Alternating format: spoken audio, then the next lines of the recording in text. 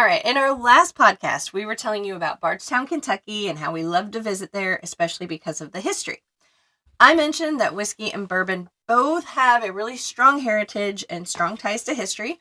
And just in case you don't believe me, I went through and I rated my husband's liquor stash back here and found 5 brands that actually have bottles with history stamped into them.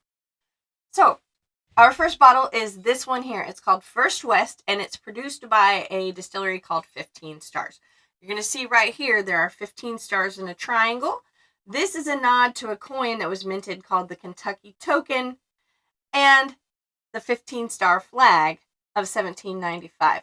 So this is the same flag that was flying when Francis Scott Key wrote the Star-Spangled Banner.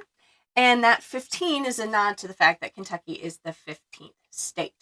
Each star represents one of the states in the Union. On the base of the bottle here, you are going to see an image of the Washington Success Token, which is another coin minted kind of to promote the success of the new country. And in it, you see the Eye of Providence, and there's 15 stars and 15 rays around this bottle. The name First West itself is a nod to Daniel Boone and his contribution to westward expansion. This picture here on the label is actually inspired by a George Caleb Bingham painting of Daniel Boone leading settlers through the Cumberland Gap.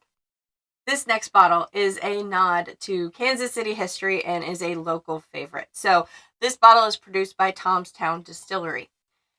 This is just steeped in local politics and Prohibition history. So the brand name honors a guy named Tom Pendergast, and if you're not from around here in Kansas City, you may not know that name.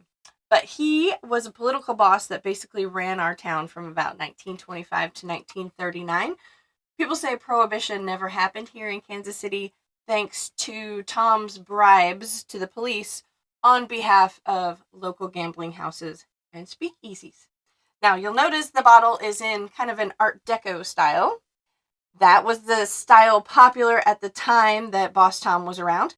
And it's especially intriguing when you know the Kansas City rumor that Boss Tom funded the Hotel Phillips here in Kansas City, which is still a very historic hotel and done all up in Art Deco style.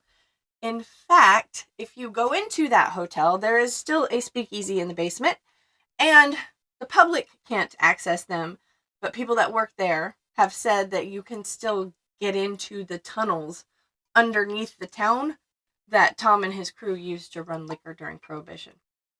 On the label, you're going to see a really well-dressed goat up here, and down here you're going to see a goat attacking a rabbit. Those are little Easter eggs in the label that reference the goats and the rabbits. So in the 1920s and 30s, Tom ran a faction of the Democratic Party here in Kansas City, and they called themselves the Goats. There was another faction called the Rabbits that was run by a guy named Joe Shannon. That's why the goat is very well dressed, and he's attacking a rabbit at the bottom. Also, weirdly enough, there's another distillery here in town called Restless Spirits.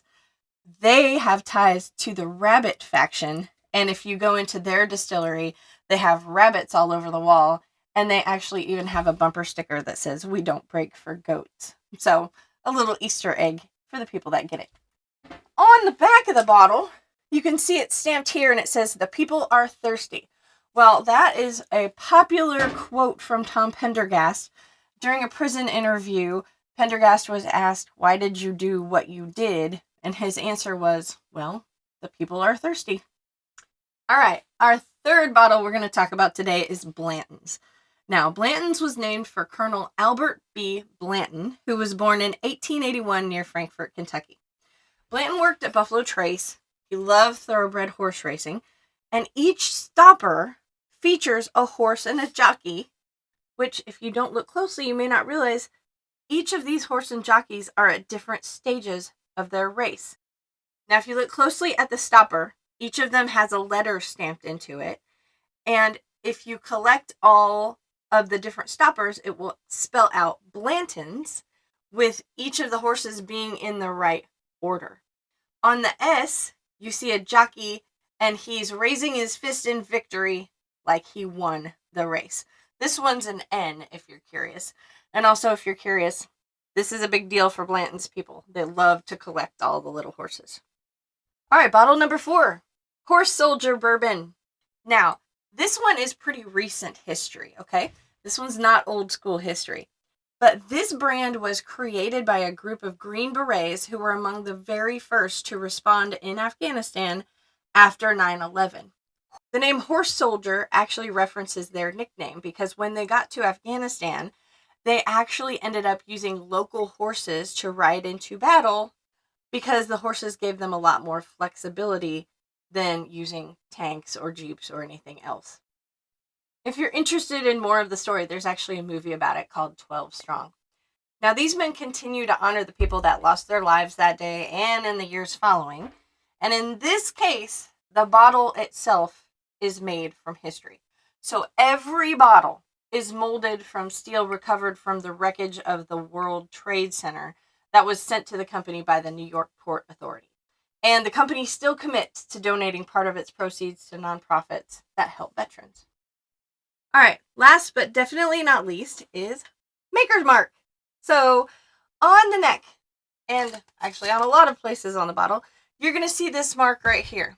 It's an SIV. So the S stands for the Samuels family, and the IV is the Roman numeral for 4 that represents Bill Samuels Sr. as the 4th generation distiller. The star in this emblem is a tribute to Star Hill Farm in Loretto, Kentucky, where the whiskey is made. Now, if you look very close in this little emblem, you're going to see notches in the circle around it. You might not think anything about it at first, but according to branding historians, Margie Samuels added those notches to symbolize the dark chapters of American distilling, the Civil War, World War I, and Prohibition. So the company hasn't published an official document that spells it out. The interpretation is alive and well in bourbon lore. The notches weren't Margie's only contribution. She designed the bottle, the font, the SIV emblem, came up with the name Maker's Mark, and even started dipping the bottles in this signature red wax here. She was inducted into the Bourbon Hall of Fame for her work as the first woman ever inducted for her work directly with the distillery, and the 5th woman inducted overall.